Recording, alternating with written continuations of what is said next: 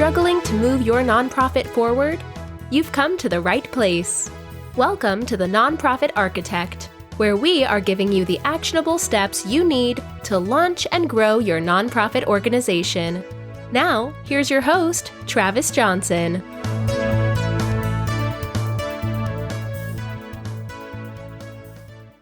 Hey, I'm Travis Johnson here, the Nonprofit Architect, helping you build a stronger nonprofit. Today I have on the show Matt Cubbler. He's an Army vet, police officer, air marshal, author, podcaster, speaker, and longtime volunteer. If you love the show today, you want to help support us, go to patreon.com/nonprofit architect. Matt, how are you doing today? I'm good, man. I'm not nearly as it's normal time here for me. I'm sure it's not there for you in Bahrain. It's definitely not. It is 2 a.m. here. Yeah, might as well be 2 p.m, right? You're probably on that crazy overnight schedule where your brain is awake at 2 a.m. when most people are sleeping. I tell you what, I'm working my way back onto an overnight schedule to do these overnight watches. And here in about 2 days, I'm going to be doing 6 p.m. to 6 a.m. as my shift. So you are doing me a favor, helping me stay up late so I can be effective when I'm on watch. I'm glad I could help. You're doing me a favor. Yeah, absolutely. I was on midnight shift as a cop for 23 years. So I worked 7 P to 7 A for 23 years. So I know the vampire mentality. So you are a fellow podcaster. You run 2 Dates and a Dash. Tell me what that's all about.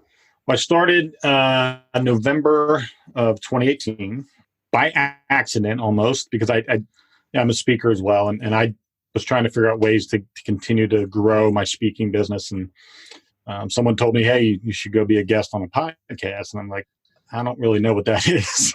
I hadn't listened to podcasts before. And so I did a little research and I sent out a bunch of messages on Facebook, and I saw some people who were interconnected to each other. And I'm like, all right, well, if he's connected to him and I want to talk to him. And I sent out, probably 22 Facebook messages to podcasters saying, hey, this is who I am. This is my website.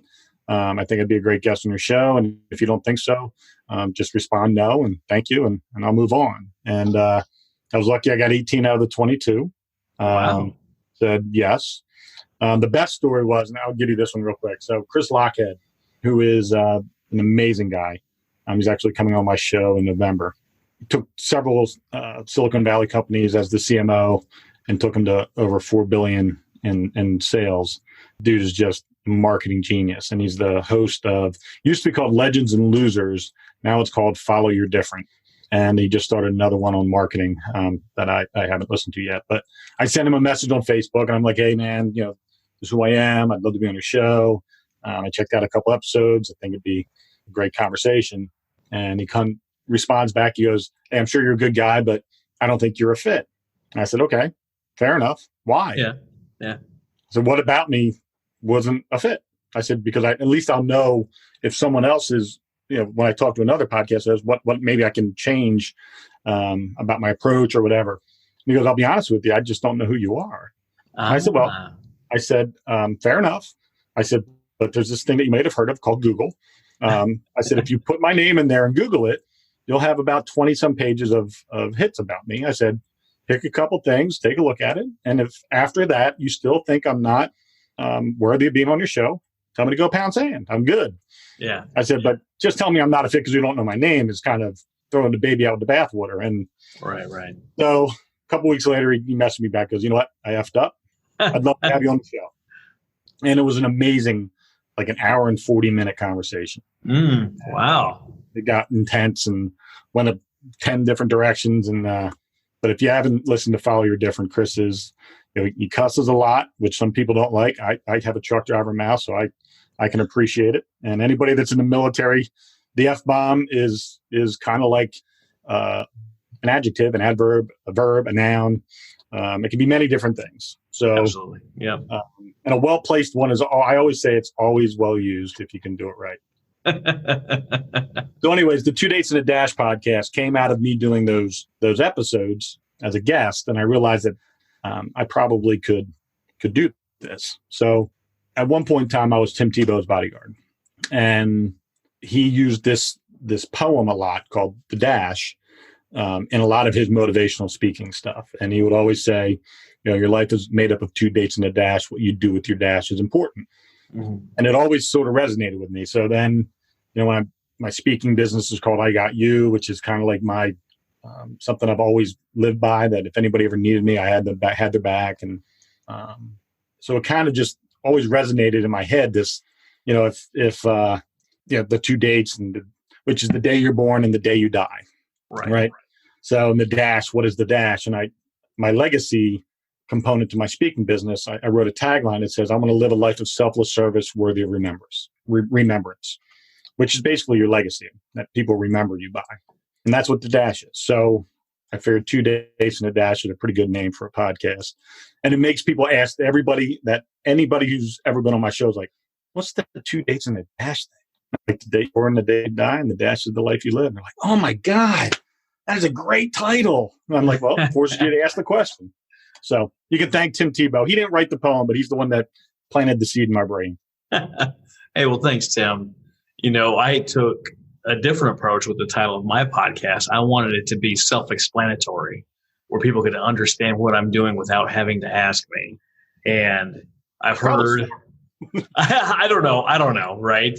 You ask a bunch of people and you get feedback, and it wasn't, we got down to the nonprofit architect, and I wanted to have something where people would be like, oh, I know exactly what that is, without having to ask the question. Because I don't know if you're in this boat or not, but sometimes you have something where people have to ask the question. They just don't ask. And if you don't ask, then you've lost them, right from the get-go. I didn't want that to be a part of. Well, now you're making me feel like a moron for titling my podcast in a way. No. Because that dash is so small on the headstone, and it doesn't look like it's important, right?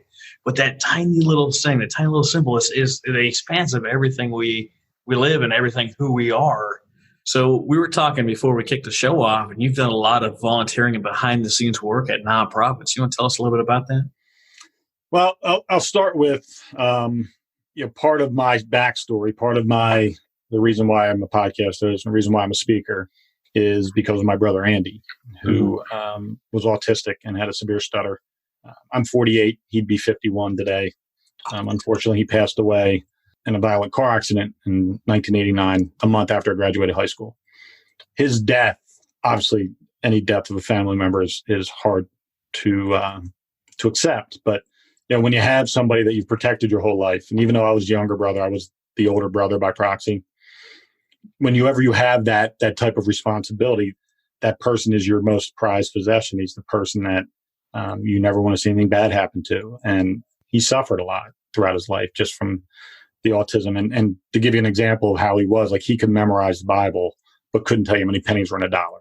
It was just so weird how his brain worked. And then the stuttering was probably the most difficult thing for him, because looking at him, you don't know he has autism.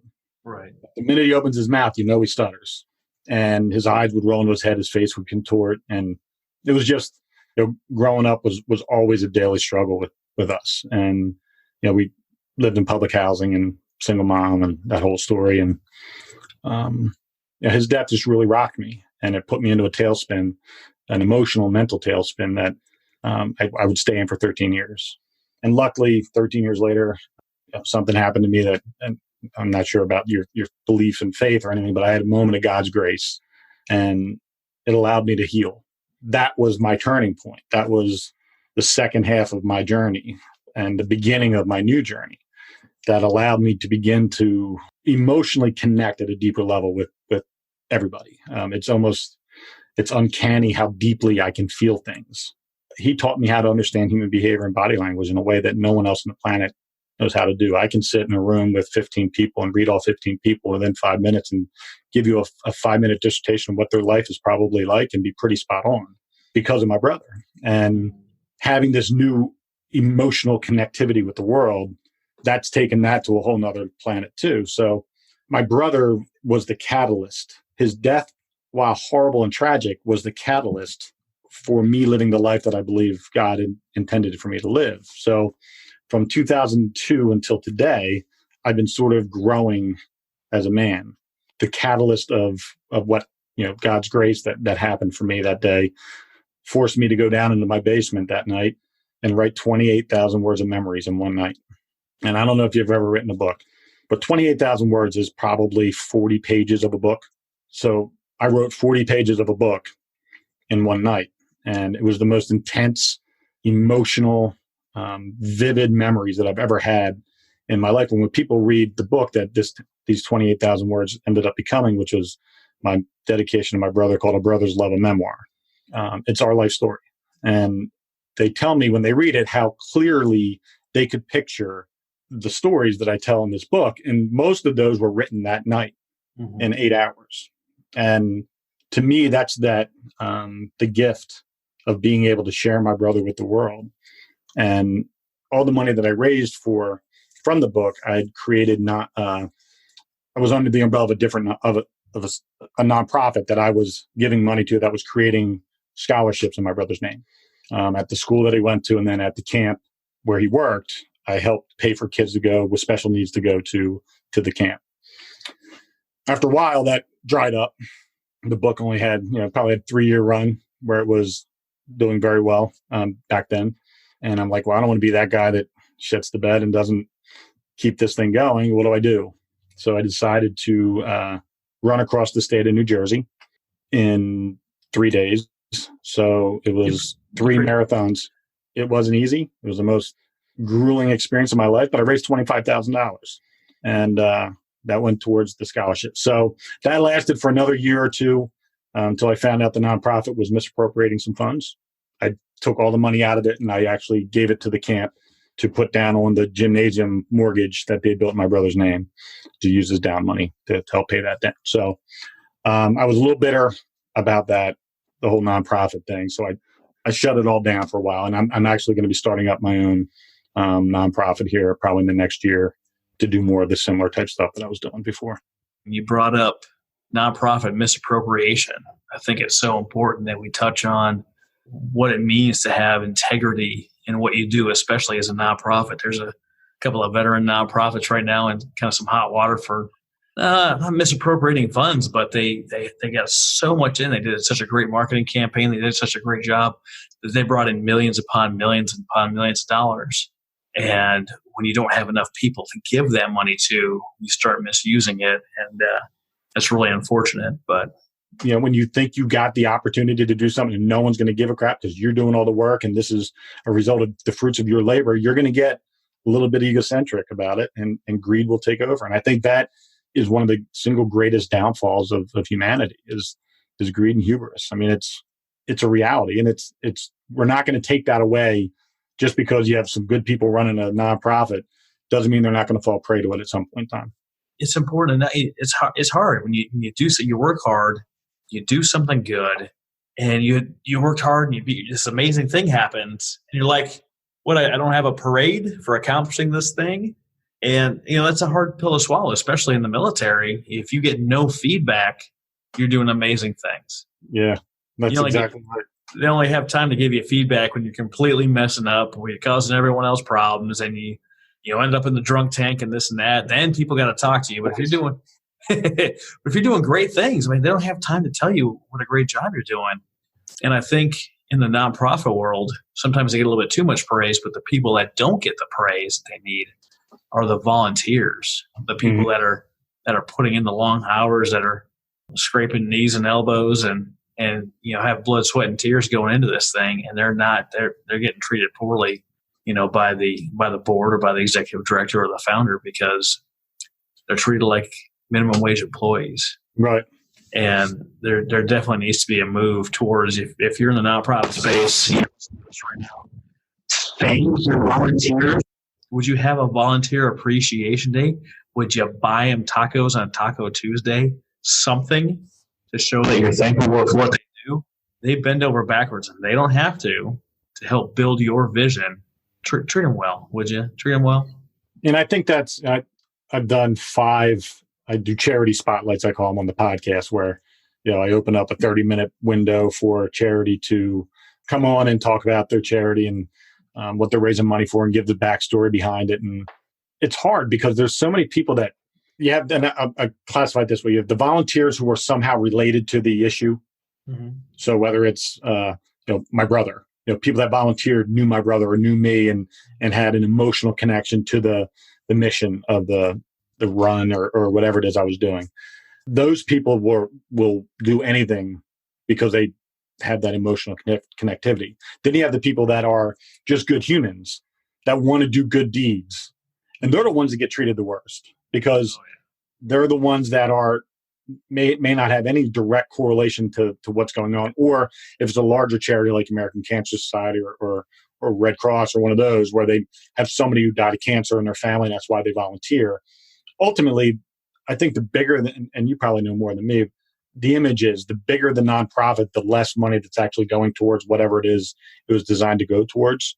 The ones that have the large salaries attached to the people that are running the nonprofit, the president or the executive director, whatever the title is, they're making money. And you look at it like American Cancer Society, I think, or even the Susan G. Komen for breast cancer, the amount of money that is actually donated from your $100 is embarrassingly low.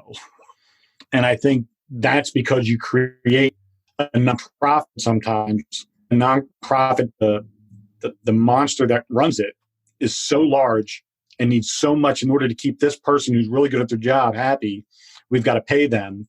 And if you're not, and they're going to want more money at some point in time, or they're going to go and run another nonprofit. And it becomes this corporate environment when it's meant to be something that's supposed to be altruistically good. Is that what you see? I've definitely seen that. I've been very fortunate to be part of a lot of quote unquote grassroots movements where you've got, a guy or a gal or a guy and a gal, bootstrapping this thing, and they find a real way to connect with, the local area, and they find a way to connect with, some companies to get some decent sized dollars, and they're growing their organization at an appropriate level. And I think that is just so important to grow at the speed at which makes sense. Right. You have some people that get, they get a little early luck and they get someone that cuts them a $20,000 check that they're just not ready for. And they get this check and they want to go buy a building or, get a van for the deliveries, or they want to do this or they want to do that. And they're not ready for it yet. They're not at the right place. If you're listening to this and you are a donor, ask the questions like, hey, if I gave you a check for this, is that inappropriate to the level that you're at now? And they're not going to want to say no. But like, well, how would you spend this $50,000 if I died next week and I will it to you in my estate? Line it out for me. What are you going to do with this $50,000? Is it really going to be a blessing, or is it going to create more problems in your organization? And I love to say that, every dollar donated is a blessing. Well, let's be honest, it's not. Sometimes you have to tell donors no. Sometimes you have a donor that they've given you a bit of money or a sizable amount of money, and then they want to take some kind of control of your organization or, redirect the rudder or do something that they want to do. That might be a donation we're saying no to. And I know like all the people listening in the nonprofit world are like, oh God, don't say that. Don't say I have to give the money back. Sometimes it's a dollar not worth having. I've had the converse of that. When I was doing my run across New Jersey, I was trying to figure out who I wanted, on top of my brother, creating scholarships within the school and the camp. I wanted to donate to a larger entity. And I was thinking Special Olympics. That was my first thought is, my brother would have qualified for the Special Olympics. And, I just think the kids that are out there competing and training and the environment of positivity that goes along with the Special Olympics, I'm like, oh, that'd be perfect. So I called them up and they actually said no. They said, if you're not giving us 100% of the money raised, we won't take it. I'm like, really? They're like, yeah, we're the only people, we won't share an event title. Like in order to use Special Olympics on a banner, they won't share in the proceeds. They have to have all of it, or they will not allow you to utilize any of their name recognition for branding, which I found pretty off-putting, actually. That's a new one on me. I had a guy that I like to do like a first call, like a get to know you call. We've talked a couple times, so we didn't really need it for today. But he started up a nonprofit, and he was talking about some different things, and he was off put by the way a certain veteran organization is using or misusing their money. He came up and said, "I don't want any corporate donations," and I thought that was really weird. I was like, you can take the money and then say no to their request. You can say, look, if you're going to be in my business, you have your money back. But I wouldn't turn away corporate donations just because, this other company ended up getting too much money and abusing it. And he looked at me kind of funny, like I was speaking Greek to him. Like, no, I'm definitely not going to take any of their money. I was like, no offense, brother, but you're going to have a pretty hard time. And I'm not saying there's not, organizations that get by with estate donations and large donations from private donors, but to take no corporate money. Yeah, that's a bold stand. You haven't even probably. I understand principle. Yeah, absolutely. I understand the principle. But I think the realities are is as long as my principles are is that I'm not going to sacrifice my integrity to accept your money. You can donate your money, and then I'm going to qualify with this is how your money's going to be spent. These are the rules of our relationship. Are you okay with that? And then the conversation is whatever it is, and the result is whatever it is. Right. To say no to money when you're trying to raise money is kind of a counterintuitive approach towards it. I look at nonprofits very similar, especially the bootstrap grassroots nonprofits as like an entrepreneur. Just trying to. I think the same mindset that, other than possibly one's more altruistic than the other potentially. I think the same mindset goes into the growth component. And I lived that conversation where we weren't ready. My business, my Max Out business that I own started off as a gym and a gym with a piece of technology that was pretty unique to whatever we were doing. And we were going to franchise it. And we spent a shit ton of money, lawyers and franchise documents and all that stuff to become franchise legal, only to find out that we were nowhere near ready to franchise. And that, thank God, had we even sold one, we probably would have been sued.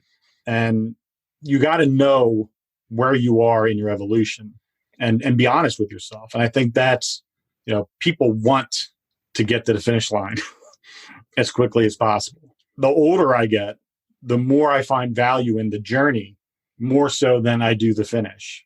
Because the finish means you got to start something else. That's what it says to me. To me, I want my journey to be something where the value of what I learn, whether it's a financial lesson or a life lesson or a relationship lesson, that I'm learning throughout that entire process. And I think with the entrepreneur world and the nonprofit world, it all starts with a great idea or a great reason or cause. And then somehow, if it gets blown out too big, it loses its identity, its natural identity for what it was supposed to be when you thought it up. And that happens. That's when you've lost all your continuity and your ability. Absolutely. I talked in a recent episode that was actually recorded earlier today about the dangers of mission creep. And Dr. McEwen has this thing called essentialism, I think, that he talks about. And there's so much effort, so much focus, so much work put into becoming a success, the things you have to do to become successful, but not a lot that happens after success. What do you do once you reach that success? And how do companies that get to that point end up failing and collapsing? And it's kind of a study on that. You work hard, you stovepipe, you get these niches down, and you really skyrocket, and all of a sudden you have success and you have all this money and all these options. Well, then you start taking too many of these options. You start experiencing this mission creep, and you're no longer in your zone where you're valuable, where you are the expert, where you are call it what you want it.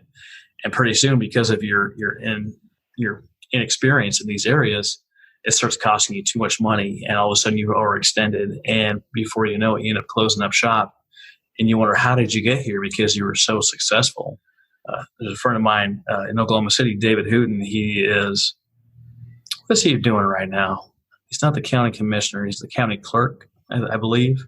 If you don't know that name, or if the name does ring a bell, he's actually a world-class trumpet player, and he makes millions of dollars every time he releases a new album for the trumpet.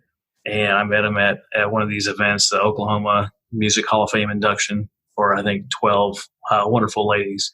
And he was talking that he released a saxophone single, and he was very kind of disappointed by the results. And I was like, so let me get this straight. You're a world-class trumpet player.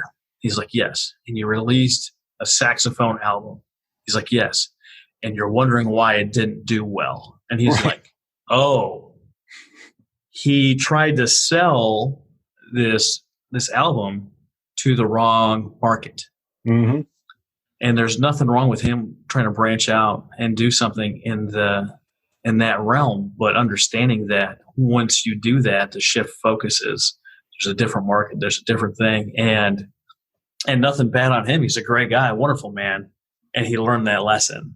No matter how successful he was doing the trumpet, doing this with the saxophone, it wasn't right for him. And we get to this place and nonprofit work where, oh yeah, we want to help these people, these people over here hurting. Yeah, we want to help them too. And then you get to a place where you're in the wrong market, talking to the wrong people. The donors are wondering what you're doing with their money. You start losing donors you've had for a long time because they think that you've lost the vision. And really you have. You're not on mission. You're not on the mission that they signed up for. And you're out here not wasting money, but spending money on something they might not care as much about. And it creates, kind of a problem. But I think you hit on a lot of good points there. And I work with a lot of kids and I mentor kids, and it's no different than mentoring an adult, except that you get a more pliable brain that you can mold into something versus trying to chip away at the rocks that are surrounding the brain in the adult. But the great thing about success, it can be traced back to passion, purpose, and identifying where your strengths and weaknesses are. I mean, it's not a difficult formula.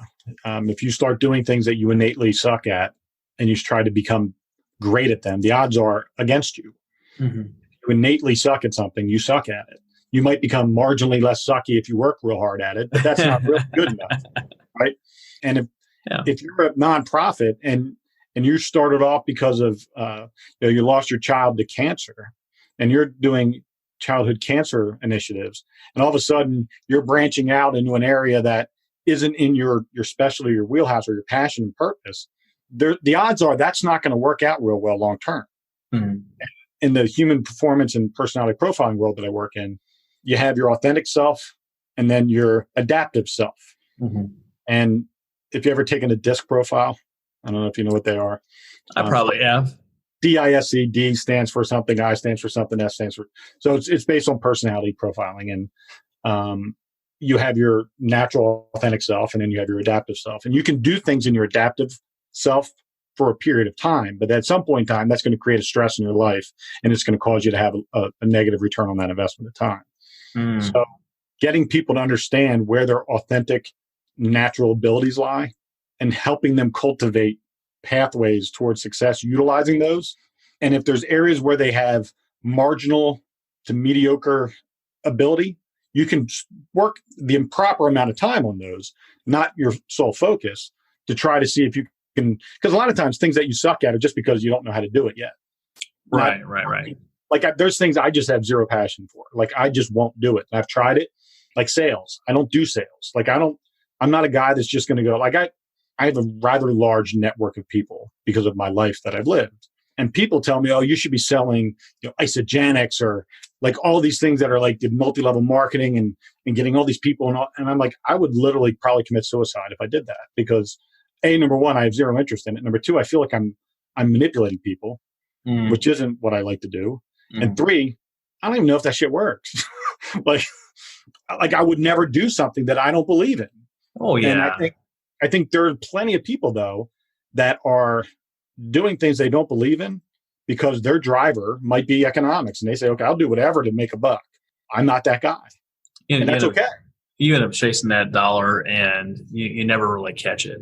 I got some really quality advice from a guy in the military. He was a submariner, nuclear power plant kind of guy. And he's like, The military has this standard. There's all these categories you have a standard, but you're going to find something that one or two areas that you're really good at. And what you want to meet the standard across the board with those one or two things you really want to focus on.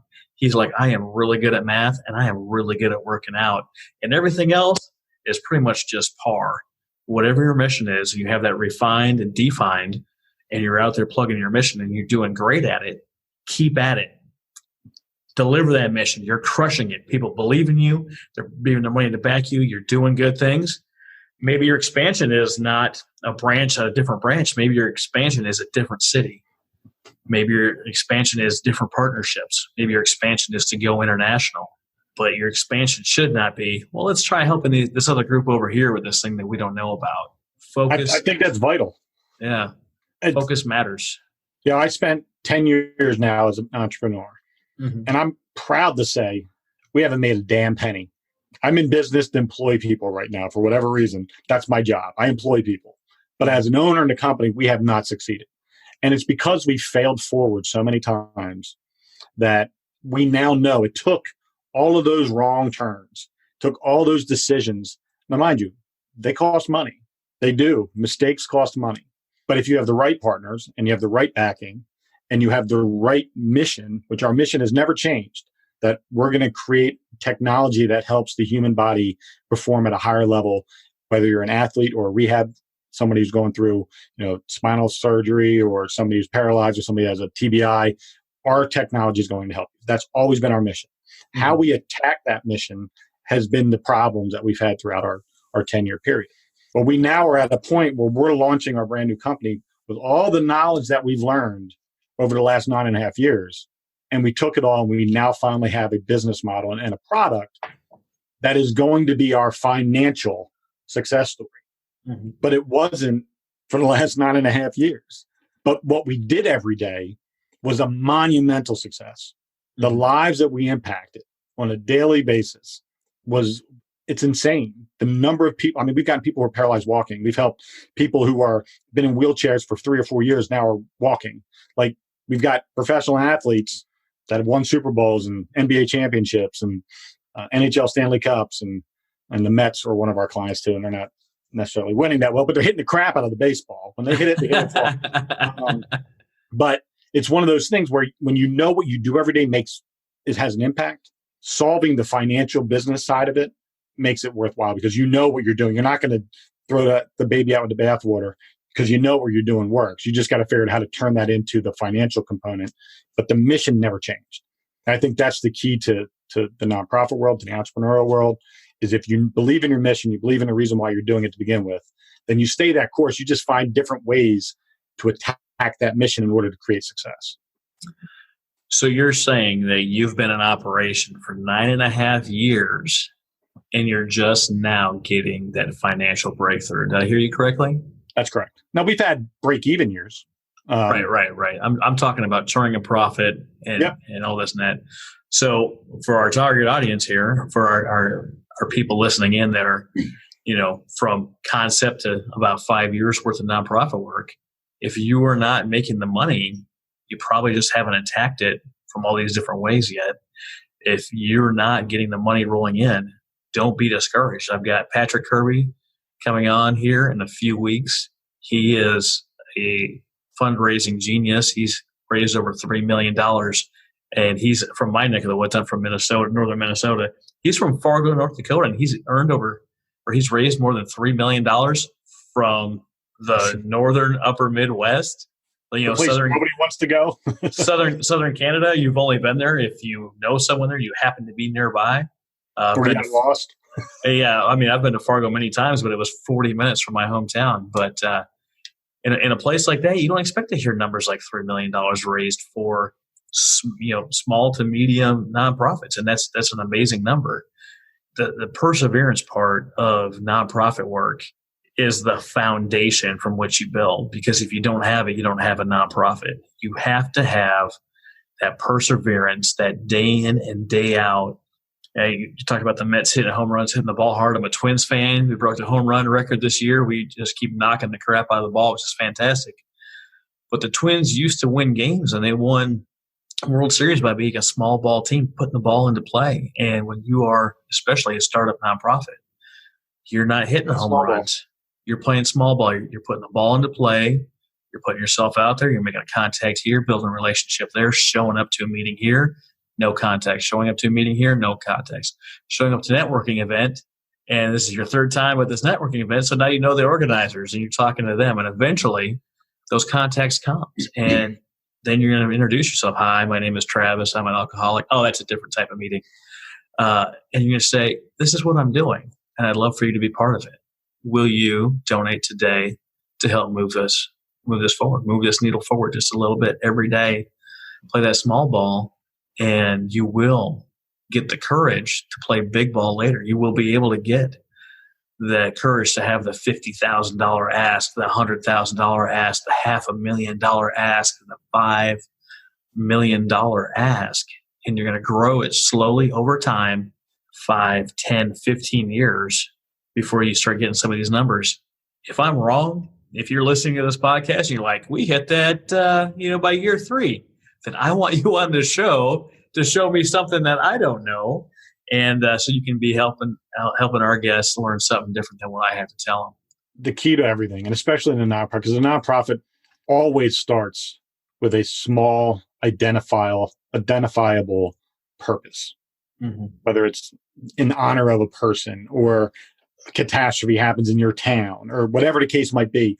There's always that singular, identifiable purpose.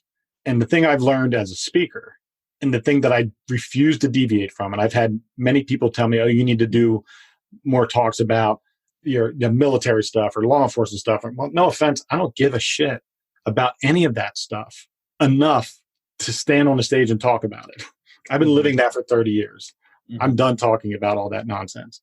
What I believe in is what's in my heart, and sharing my brother's story and the lessons I've learned about life is what I do. And I'm willing to share that in a way that people can understand. I tell people I'm a storyteller. And I think anybody that's an entrepreneur or nonprofit founder has to be a storyteller. You have to learn how to tell the story so that someone can feel what you feel inside your heart in theirs. That's the key to everything. When I coach speakers, I'm not coaching them on verbiage or how to enunciate or anything like that. I am the least, I'm a mumble mouth Pottstown, PA kid. And I'm cool with that. But what I do is I can get on a stage and I can take you back in time to a moment when something tragic or happy happened in my life and make you feel like you were there when it happened. And that's the key to everything, is to be able to emit emotion in a controlled way that allows people in to feel what you're feeling. And to raise money, and I learned that running across New Jersey, people needed to feel what I was feeling.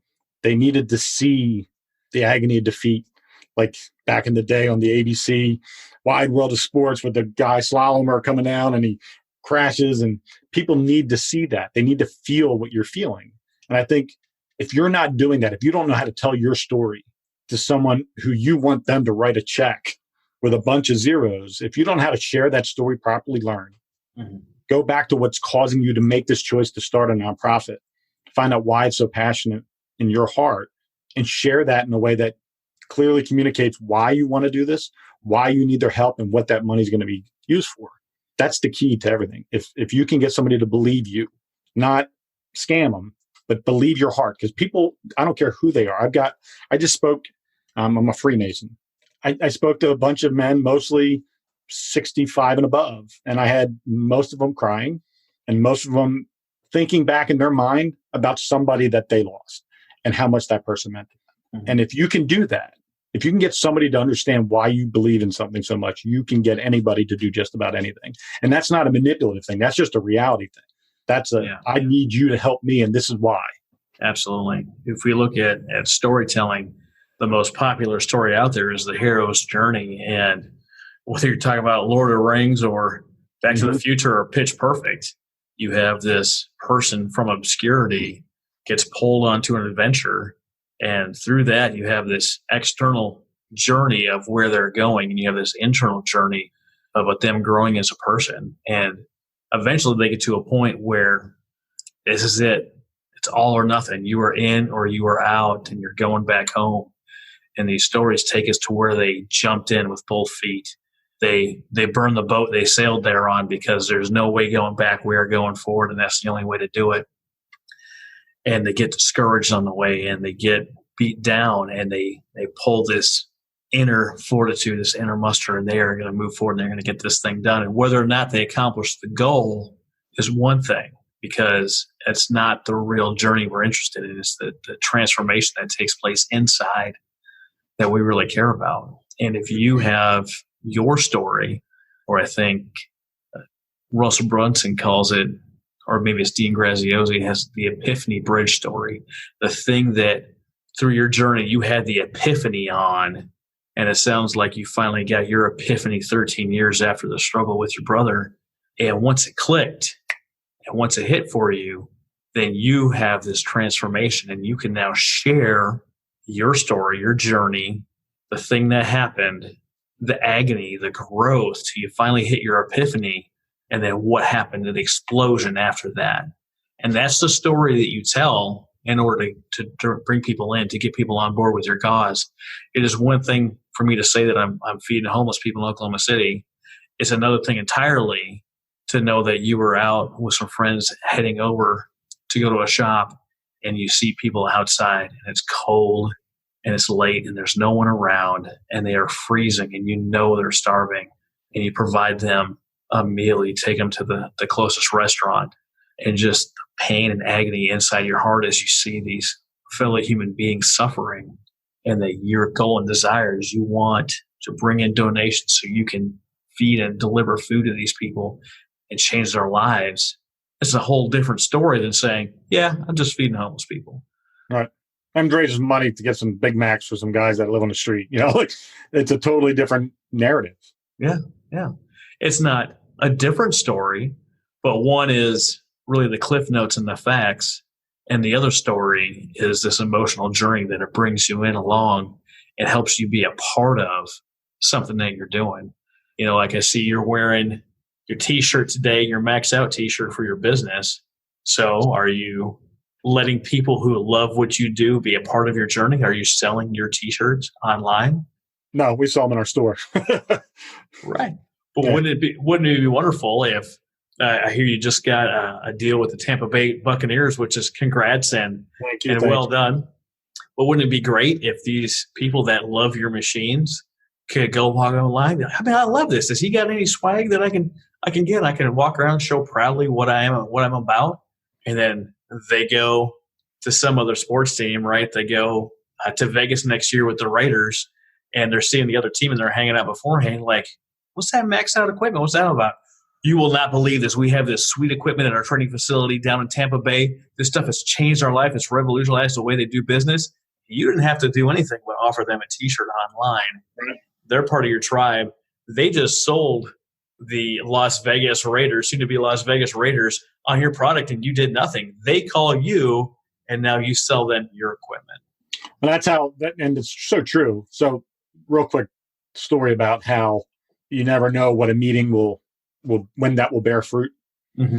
So, in 2013 or 14, we met with the University of Pittsburgh Medical Center. They have a human performance lab, and we were going to do a joint study with them for the Army on tendinopathy, on how to, for soldiers who have issues with their connective tissue and rehabbing. Long story short, it fell apart. It never came to be. Fast forward 4 years, Temple University in Philadelphia, we had a piece of our technology there.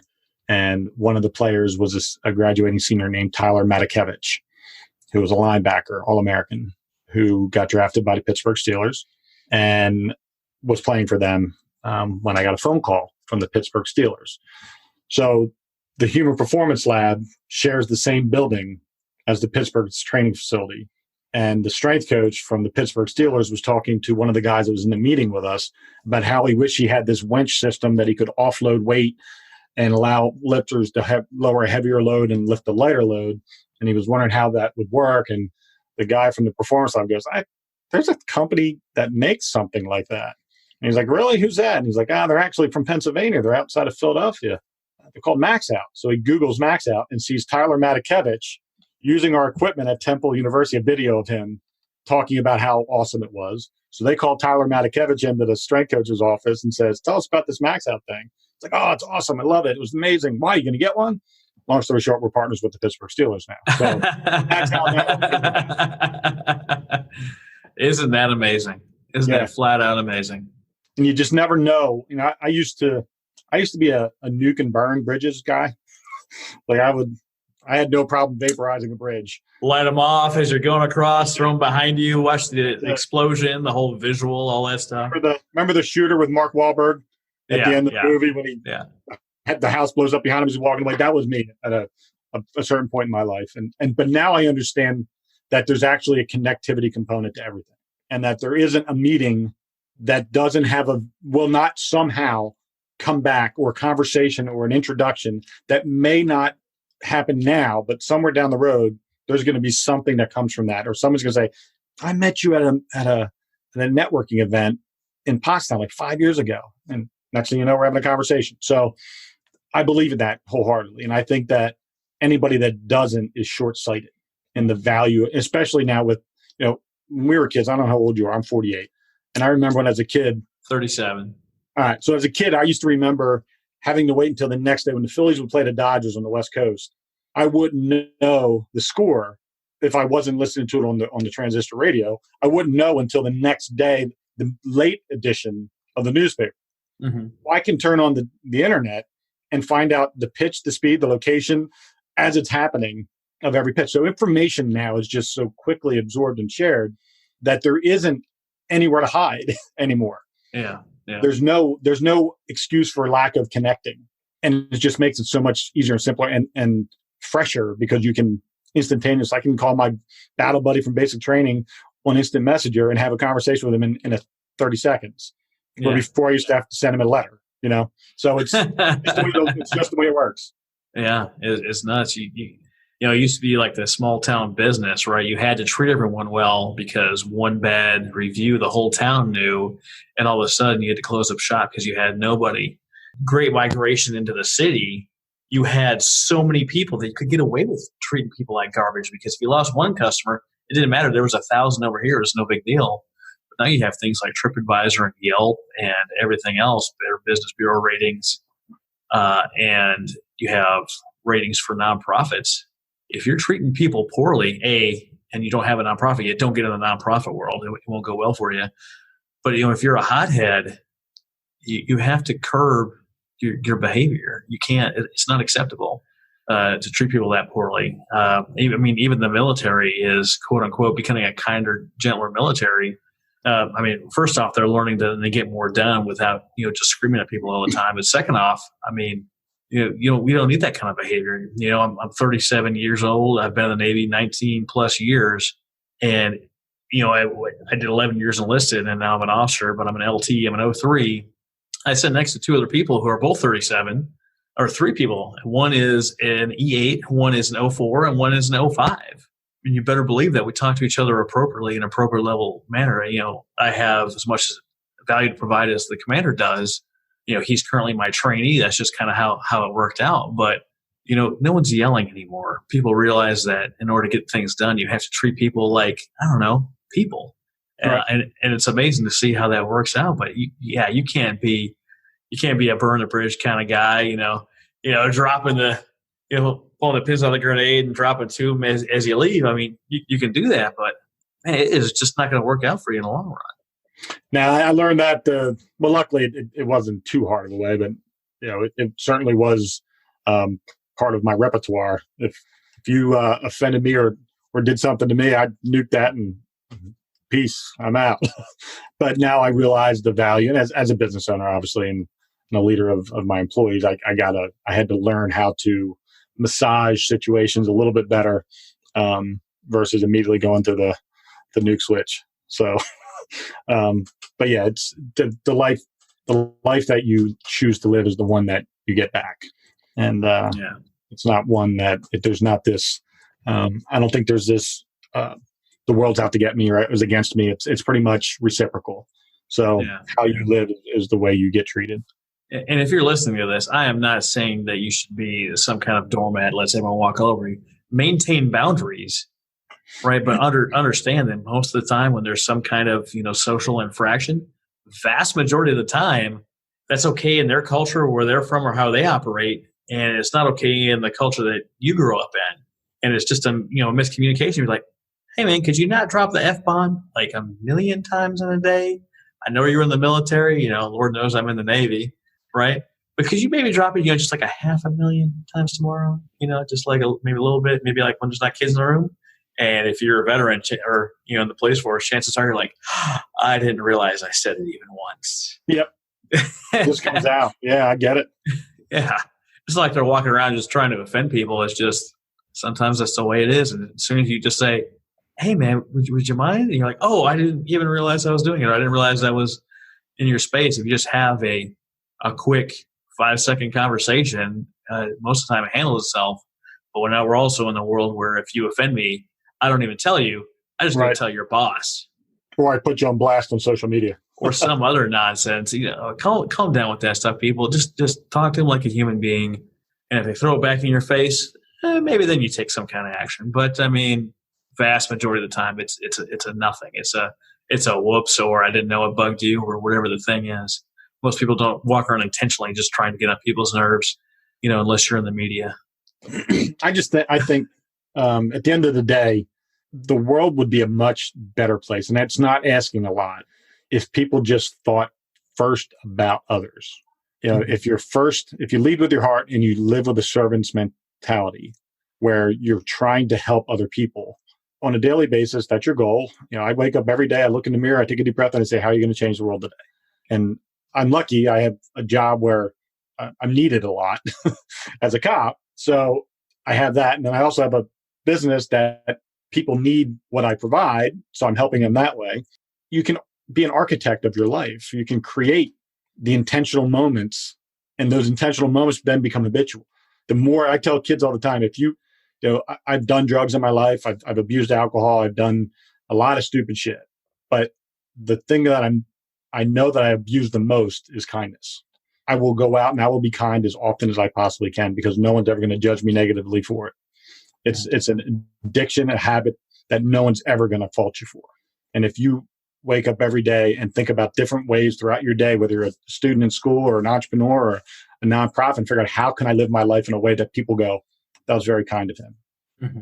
Whether it's opening a door at a convenience store or saying good morning to somebody or whatever it is, just these moments, the more you do them, the better you feel. And yes, is there some self-serving nature to that? Of course. Everybody wants to feel good. Mm-hmm. Why not feel good by doing good things for people instead of being, I feel good because I made more money than you, or I feel good because I have a better car or house than you. I feel good because I do good things for people. And that's kind of all I try to do every single day. And I think if we did that, if we could make a shift in the mentality of humanity, that would be a great thing. I've been saying it for a long time. I've said it this week. And love is that one thing that increases when you give it away. That's a fact. How can we help impact you? I know you don't have a nonprofit right now, but what can we do to make your world better? Well, unless you know a strength coach at a pro sports team, you can make a phone call to that person for me. But for me, really, the only thing I really just ask people to spend their time trying to improve the world that they live in, even if it's just a small little community that you live in, or you're in a foreign country serving your country. Living a life that when it's all said and done, when you take your last breath, will there be 1,000 people in that room to testify that you were a good person? And that's, for me, the only goal worth having. That's a great way to look at life. How can people get a hold of you? How can they connect with you? Who are you looking to connect with other than strength coaches? So if anybody wants to learn more about, my speaking, the podcast, the book, my brother, my life, they can go to mattcubbler.com, Cubbler, Matt with 2 T's. If they want to learn more about Max Out, they can go to maxoutequipment.com. And then I'm everywhere on social media.